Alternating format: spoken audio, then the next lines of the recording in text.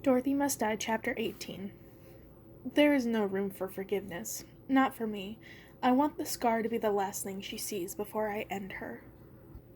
Glamora's eyes studied mine, waiting for some kind of reaction. She didn't kill you, I said slowly. She was clearly close enough to do that, but she didn't kill you. When you're a witch and a twin, you're connected. I used to be able to see what she was doing. I could feel when she was in pain, but since she did this, I don't feel her anymore. I don't see her anymore. There's a chance that if the knife went all the way through me, then it will go through all the way through her as well. Killing me could very well end her own life. But isn't that true for you too? If you go after her, you could kill yourself. That's the difference between us. I wouldn't hesitate if the outcome was ridding the world for her of her evil. I stared at Glamora as she touched her cheek, and the scar disappeared, and she looked perfect and whole once again. When I saw Glamora just a few days ago, I thought she was the scariest thing in the world because I had thought she was Glinda. But now that I'd seen the real Glamora, I wondered if maybe she was scarier than Glinda after all. Now, let's get started, shall we? She put her hand on my shoulder and gently turned me around to face the mirror. There were only 2 mirrors back home in the trailer.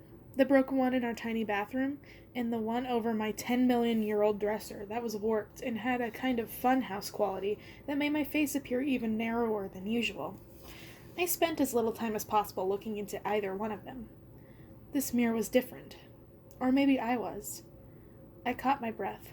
There was something tough in my eyes, tougher than before if that was even possible. The pink was washing out of my hair, giving way to dirty blonde. Cheap hair dye. Very pretty, Glamora said, looking at me without an ounce of irony or fake sincerity. I tried to get out of the chair, but she put her hands on my shoulders and pushed me down. Very pretty, she repeated, with the same certainty as Gert when she'd asked me who I really was, like she wanted to make sure I believed her, like she somehow knew that no one had actually called me that in my entire 16 years. Since I got here, Glamora had been judging my every move based on some crazy standard of etiquette, so the kind words threw me. What's underneath is everything, Amy, and that doesn't mean you can't enhance it.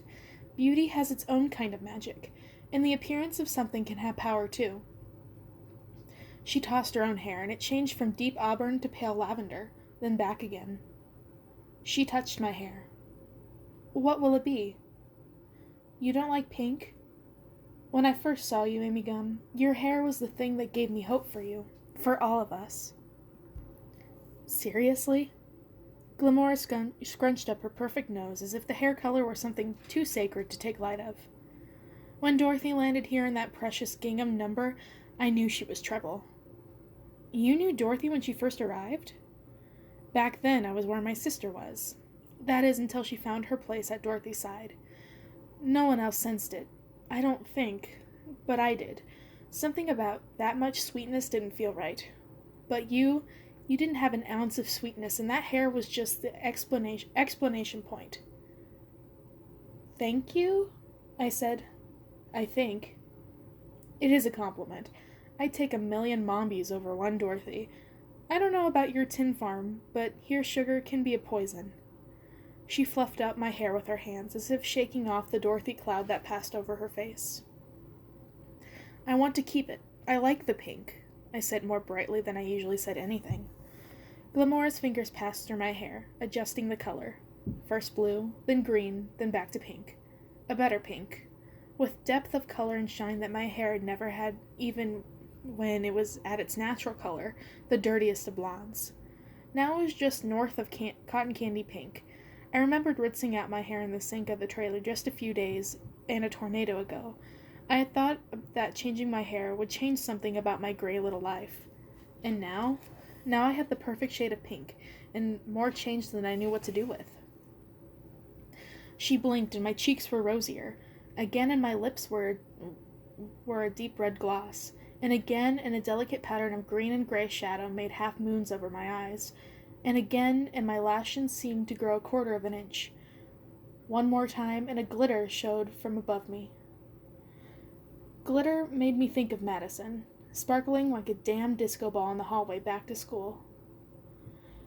But then I saw that Glamour's glitter was nothing like Madison's. I knew exactly where to go, highlighting just above my cheekbones, my eyelids, dusting my clavicle and shoulder blades, complementing what she did with the makeup.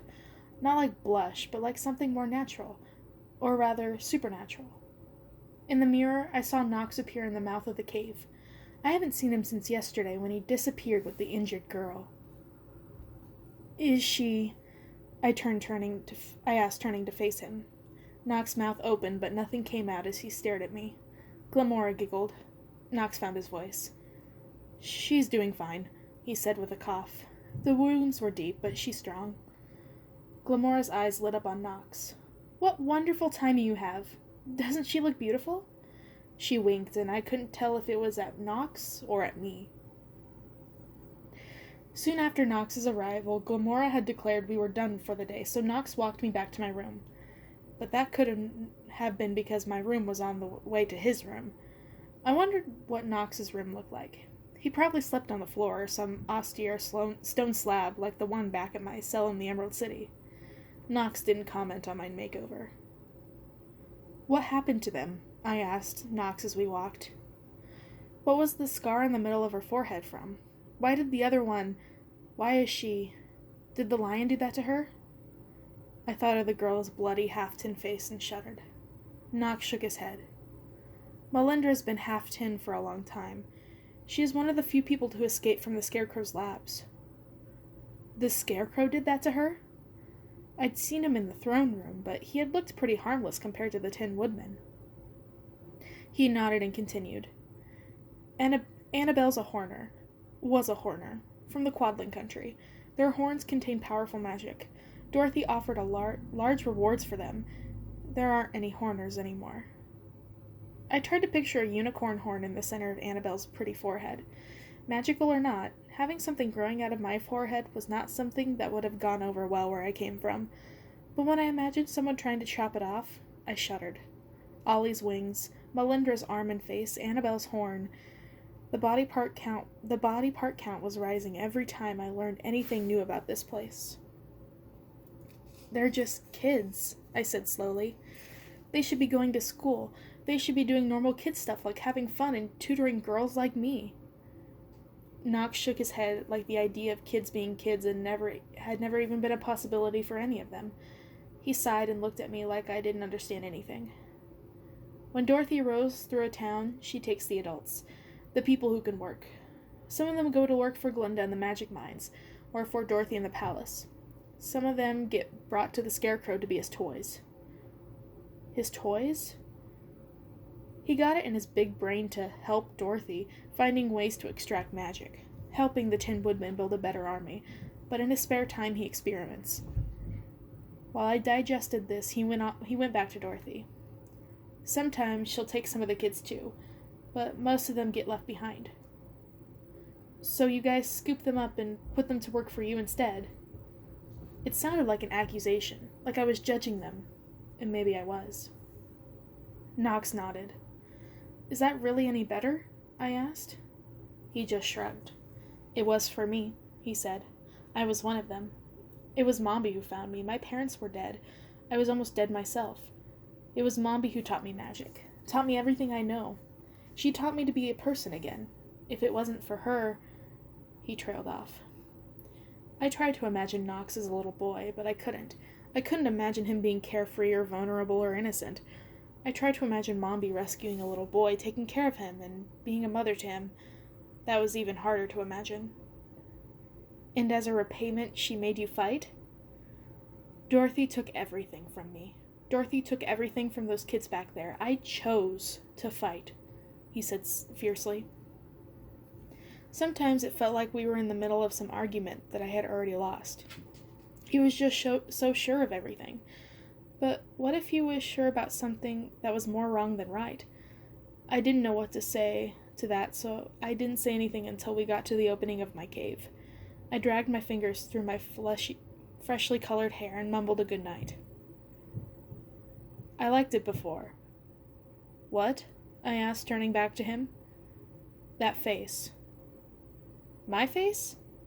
He liked my face before? Was that a setup for some kind of insult? Don't get me wrong, Glamora's magic is effective, but it's almost a shame to see it change. I haven't seen one with so much written there. Every thought right there on the surface. It's a rare thing in a place like this. For the first time, I didn't think that he was trying to hurt me. Maybe he spoke only one language. The truth, and nothing but. It had stung like hell, but it made what he was saying now sound all the more real. In a place like this, that little bit of truth might be a compass in an upside-down world. But I suppose Glamora's thinking ahead. If you're going to fight Dorothy, you'll need to build a wall instead of a window. Is that what you did? He shrugged noncommittally. I don't think mine was ever a window. His chin jutted up the tiniest bit further into the air, like he was rising above something. I wanted to know what, but he was already walking away.